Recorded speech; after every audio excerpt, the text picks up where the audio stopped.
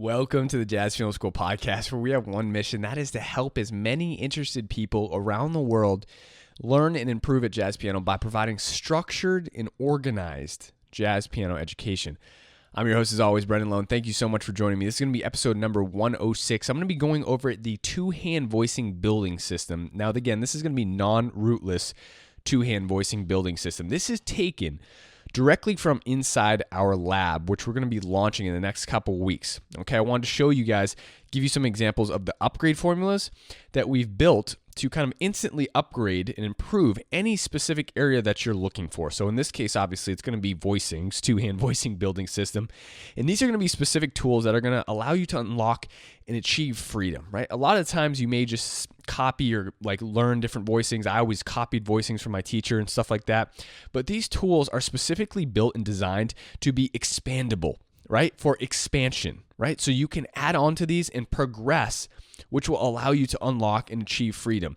No matter how much I copied my teacher, I always found that I was still looking for how do I get that certain sound with those extensions? How do I get those two-hand voicings with those types of extensions? Now, he always kind of just showed them to me, but I never really learned the building blocks. So within the upgrade formulas that are included in the lab, you're going to get this specific, type of style teaching with these building blocks. A lot of the other great things that are going to be included in the lab are going to be gig analysis from our gigs, our staff gigs in New York City, which is going to be really amazing. We're going to take an artist highlight every month, take a specific area of their playing, Herbie, Chick, Keith, go over their comping, their improv, what they're doing, give you the transcriptions, give you voiceover analysis of our opinions and things like that, showing you exactly what they're doing, and obviously give you the practice exercises and the wherewithal to implement what exactly they're doing so you can start to use that stuff.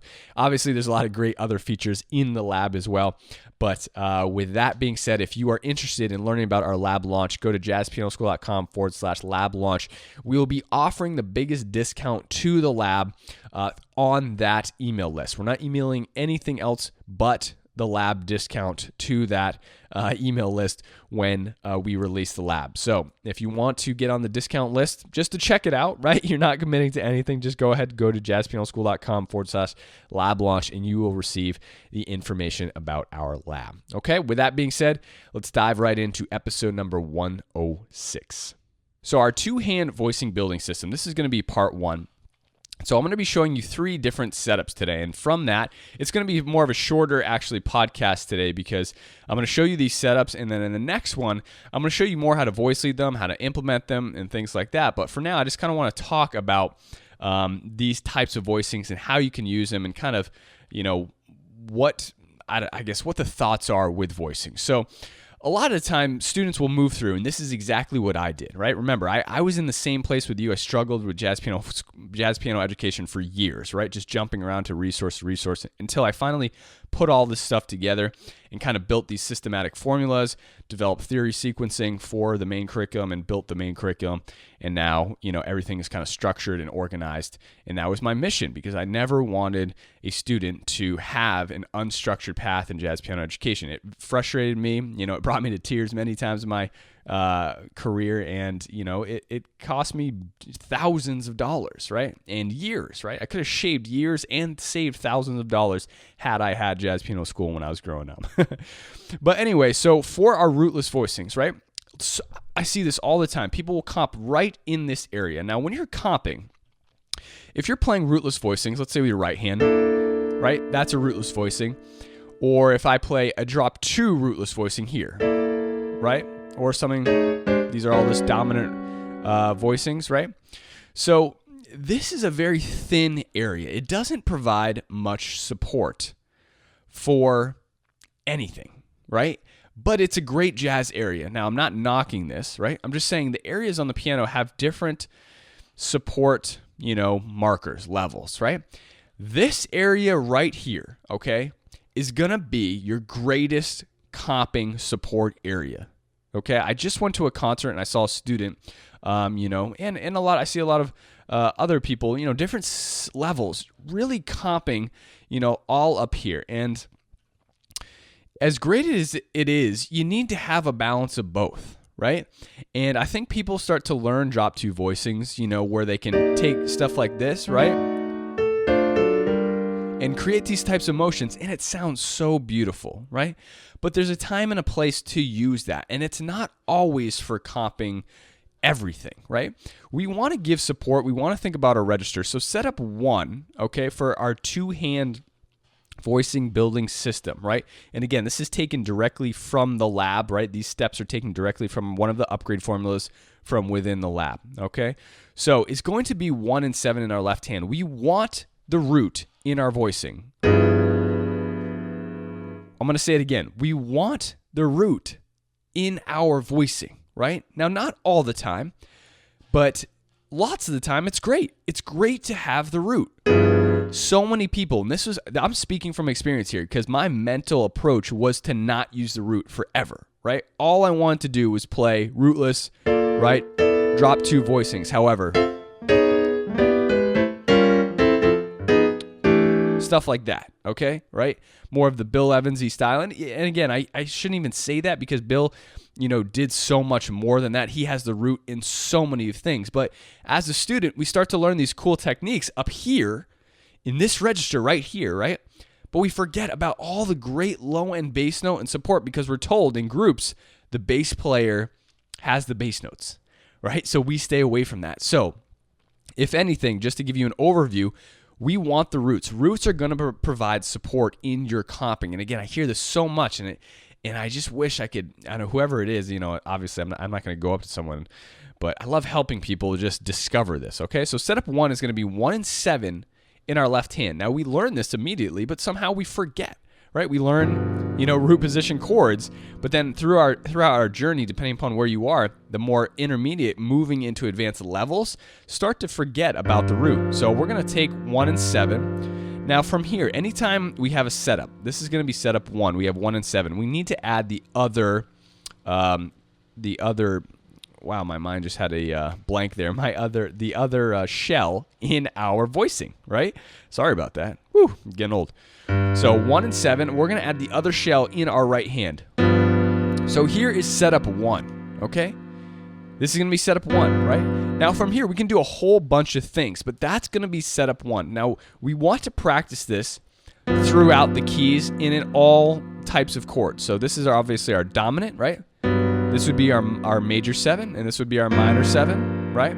Now our flat 5s are a little bit different, right? We'd put the flat 5 here after the 3rd to get our flat 5 sound, okay? Then we can add other things, besides that if we want, right? We can do stuff like this, but I won't get into that just yet. So that's going to be setup 1, 1 and 7, 3, right? Now we want to practice this through all the keys, okay? We want to be able to get that setup quickly because it's going to allow it for us to move through a 2-5-1, for example. So from here, G minor 7, I'm going to show you the next setup, but we're going to go to C7 and then finally to F major 7, right? Which is setup 1 again, okay? Now again, the purpose of this podcast is to show you the quickness and efficiency of the upgrade formulas in the lab, okay? So that's setup 1. We're going to go to setup 2 now. And setup 2 is going to be 1 and 3, and we're going to play 7, the other shell in our right hand. Okay? So we have 1 and 3 and 7, right? Now from here, again, these are the bare bones structures and setups to creating 2-hand voicings that are non-rootless. I should have said that before, non-rootless 2-hand voicings. But there's another trick I'm going to show you in part 2 that we can use these for, so it's going to sound much better than just kind of just plunking them down like this, right? So this setup 2, okay, we want to practice those in all the keys, okay? Now all the practice exercises and stuff to implement these, right? All the exercises to actually start to work on them, suggestions, things like that, that's in the lab, okay? But these, I'm just giving you, the videos right here. So finally, we're back to setup number 1, okay, on the F major 7. So I've just done a 2-5, right? G minor 7, C7, F major 7. Now, did you see how little my hands had to move? Like they didn't go anywhere, right? They weren't jumping all over the place. And I think that's another thing. Comping, I used to feel like I had to move all over the place. With good voice leading, you don't have to move anywhere, right? Everything's going to be really compact. Now, I want you to check out the sound, the difference between this. Excuse me, let's do the minor, right?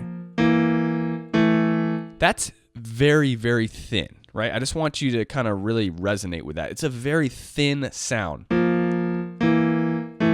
Now, adding the root in, you hear how full and thick that sounds? That's the difference between our comping when we use the root and when we do not use the root. Now, the thick, full, velvety palette that the root creates is what we're going for. I mean, that's going to be used for behind soloists, behind singers. If it's just a singer and you want to use this type of voicing, okay? That's how important these are, right? So we're just upgrading this type of skill right here very, very quickly. So from here, we can start to add in things, okay? Right? So we want to add or stack past the third. Now, depending upon your level, right? You can do whatever you want past this point. I mean, we can add in the fifth. We can add in different extensions if we want. The 13, right? We can add in the 9 on top. You know, we can add in the 11. We can add in the 13. I could do this, right? I could do this, right? So it doesn't matter, but it obviously from here, you have the setup. So whatever skill level you're at, you can start to add based on that. Now, I'm going to, if you're a more of an advanced player, you know your extensions, you can build up any type of color you want from setup number 1. If you're an intermediate player, you don't know your extensions that well, okay? All you want to do from here is you can stack your rootless voicing on top of the third. See that there? Right? So I'm just using a G minor rootless voicing. This essentially creates a two-hand voicing, but the great thing that I want you to realize right now is I could have showed you this, okay? And all your mind in education would have learned is that you can stack a rootless voicing on top of this. That does not allow for flexibility or expansion or you giving you the possibility to achieve freedom because you're not learning the tool, which is the first setup, right? So a lot of times in jazz, this is what frustrated me, and this is what my epiphany was about, was that a lot of times people are just showing us stuff. We're copying things. So I would copy this voicing, I'd copy this voicing, then I'd copy that voicing. Then I'd use that same thing everywhere, right? But from there, I'd be like, well, how do I get those cool sounding chords? Like, how do I get those color sounding chords in my voicing? Like, how do I start to, freely move about and kind of create the voicings that I want to create instead of just this pattern? I hadn't been taught the tool, the setup, right? Which is the upgrade formula. It's the essence of the lab. Excuse me, I'm getting excited here. Is that we're teaching you these simple jazz tools, which in my opinion is the key to learning jazz, right? And so by using these tools, you're creating freedom in your playing throughout everything. Here's setup 1. I can build anything I want now. I mean, I know the Lego. This is a Lego building block, so I can start to build anything I want, right? I can go to this, then I can go, right? And then I'm trying to keep it as basic as possible here. Stuff like this. Now, that was out of the setup, but again, I haven't taught you that much because we're just learning the setups here. But from that, it gives you the opportunities. That's the amazing part, okay? So, setup 1, setup 2, setup 1. Now, there's a third setup, okay? The third setup is going to be 1 and 10.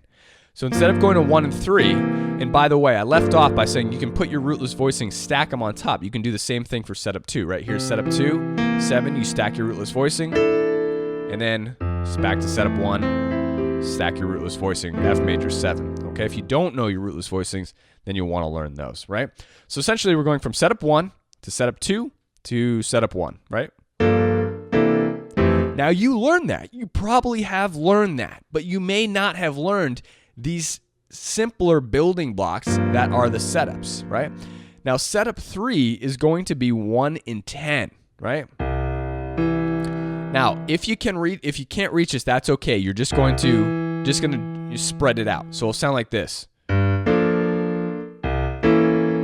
Right? Well, you can obviously reach the 1 and 7, so you don't need to break that apart, but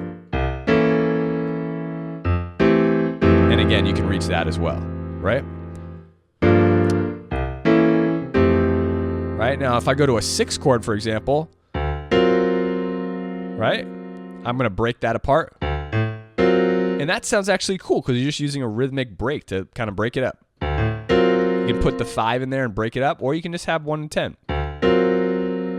Now, what am I using over here? Okay, just to give you a quick point, what setup is this? This is going to be setup 3. All right, now setup 3 again is a 1 and 10 with the 7 in my right hand. Right? So I have the shells, but they're just divided between hands. And then my right hand's left to play whatever I want. And again, that's dependent upon your skill level. So you have the main building block here to achieve freedom. That's the key. When I just show you this and I have you play that in all keys, you don't have the building block that it helps you achieve jazz piano freedom. And that's what we all want. We all want to be able to sit down on the piano and play effortlessly and self-express ourselves, okay? That does not allow you to do that, okay? It's boxing you in. We want to give you the necessary tools that help you structure exercises to achieve complete freedom. I don't know. It makes me excited. I love it because this is what I went through, myself learning these types of things. And I love sharing it with other people. So setup 3 can be used in place of setup 2, right? So we can use setup 2 or we can use setup 3. So I can go setup 1, setup 3, back to setup 1, okay? Just like that.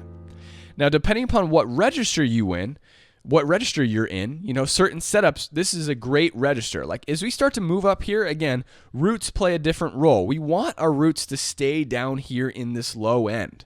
We don't really necessarily want roots to be up here. So for example, I wouldn't play, I wouldn't start a 2-5-1 in the key of E flat by doing, this, right? I wouldn't go like this, right?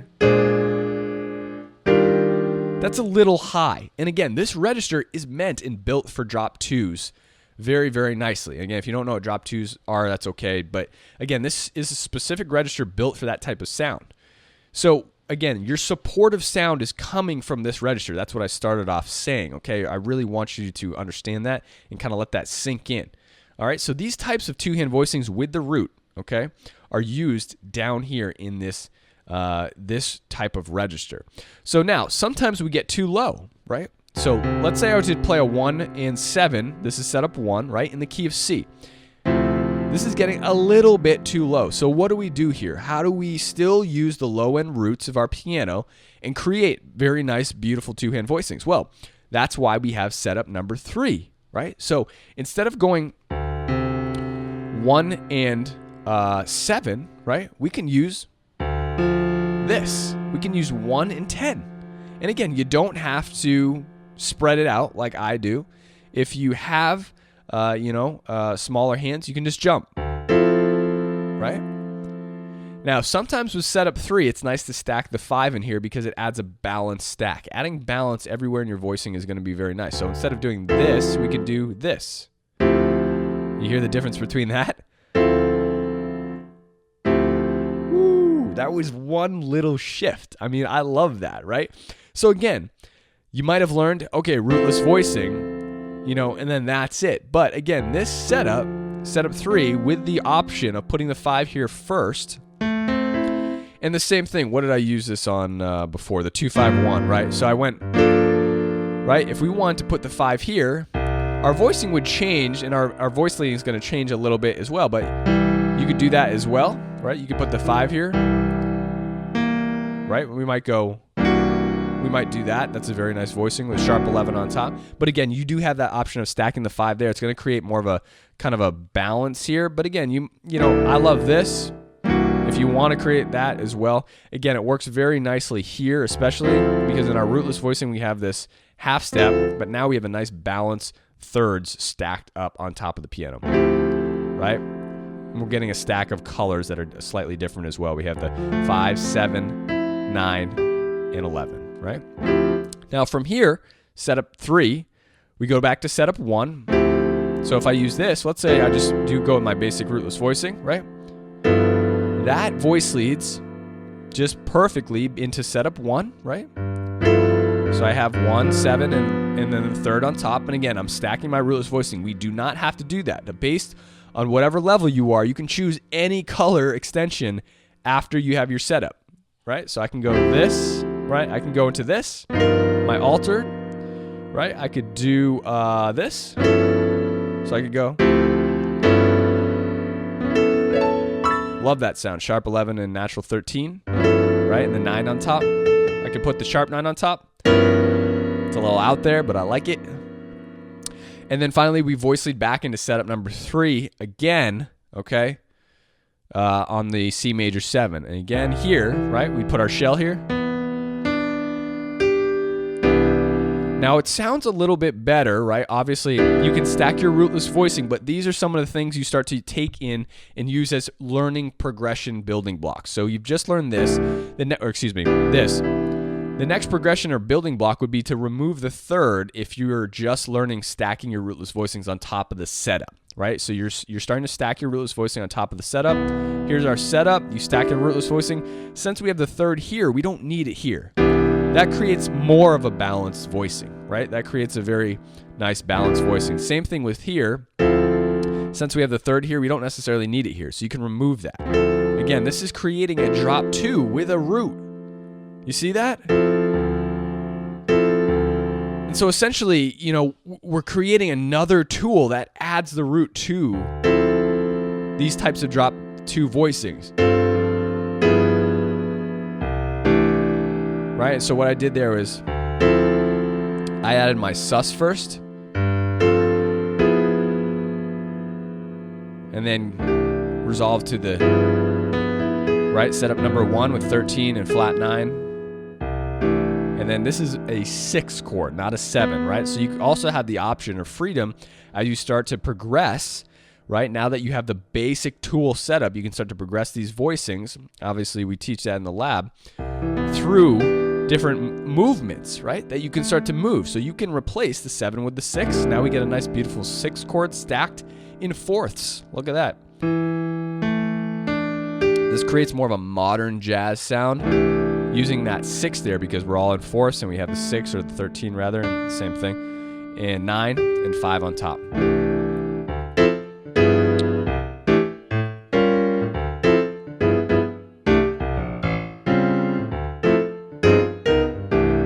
Right?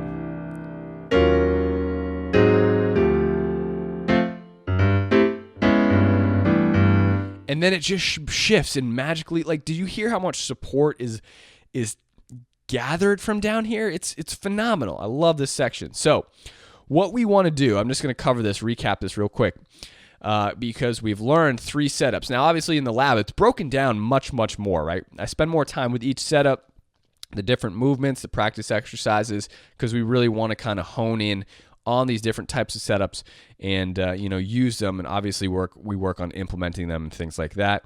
But you're learning the tools. The point is you're learning specific tools. So what you can do here is take your 3 setups, right? You've learned 3 setups, 1 and 7 in your left hand, 3 in your right hand. Now again, you may be like, oh, I'm ready, I've learned this already. But these are very, very specific tools that are going to lead to amazing opportunities. Like, you have hundreds of doors to open and unlock after you master these, okay? So you should be able to do this in any key, right? Use all these setups. So you want to practice all your minor setups, right? And again, the way you practice, right, is all in the lab as well. All the practice exercises are laid out for you, right?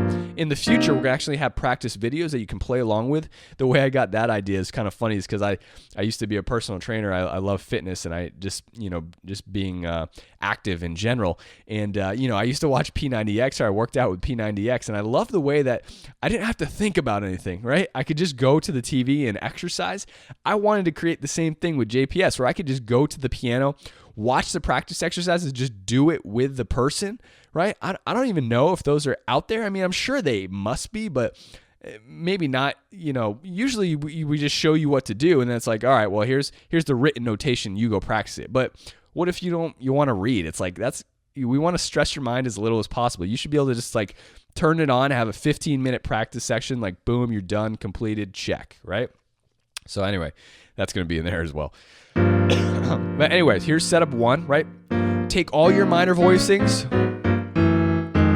I mean, these should be like riding a bike no matter where you are, right? If I just jump up to A flat or E flat or D flat, or B flat, A minor, F sharp, E flat, D, right? You should be able to get that setup just like instantly, right? That's what you want to practice and work towards. Okay. Setup number 2, right, with the 1 and 3, you want to do the same thing, 7 in your right hand. So essentially, you're just taking a root position chord and just leaving out the 5 and playing the 7 with your right hand, right? Very easy. And again, as far as fingering, whatever's comfortable here for you, that's the best thing that can work. Okay. You want to practice these setups with all types of chords. I'd recommend starting obviously with the 3 most prominent ones, right? Major, minor, and dominant. Okay. And then you practice each setup with all those 3 types of chords. We have setup number 3, right? 1 and 10. Again, you want to practice these with all different types of chords. So dominant and major will have the same third, but minor has the minor third, right? So that's what you're going to have to change. Now, again, if you can't reach it, just jump it. I can't reach a major third from a black note to a white note, right? So what I do is this, right? Or I'll go here to D flat, right? That's all you got to do. That's all you're going to be practicing, because this is mainly the important part, right? That's what we want. Or we want this. We want that sound there, okay? So learn those 3 setups, practice them. Again, this is the 2-hand voicing building system taken directly from our lab. You're learning these small upgrade formulas to really build out and just completely develop you as an overall, jazz pianist in all these types of areas. I picture it as like a little bar graph. So you're kind of moving your bar graph up in these different types of areas: comping, voicings, bebop, McCoy style, whatever you want, fourths, So all these different upgrade formulas are going to be available to you to kind of push that bar graph up on in different areas. So that is that. We're going to do part 2 next week, okay? There's no practice exercises, right? All the practice exercises are going to be in the lab. Go to jazzpianoschool.com/lab launch. Again, if you want our biggest discount for our launch that we're going to be offering, okay? We're going to be doing a huge promo on it. And then obviously there's going to be public pricing, okay? So I urge you to go to jazzpianoschool.com/lab launch, and you will get that discount. Again, we're going to be launching the lab within the next couple of weeks, all right? So, I think that's it. Practice these different setups. Enjoy, and I'll talk to you soon. Happy practicing.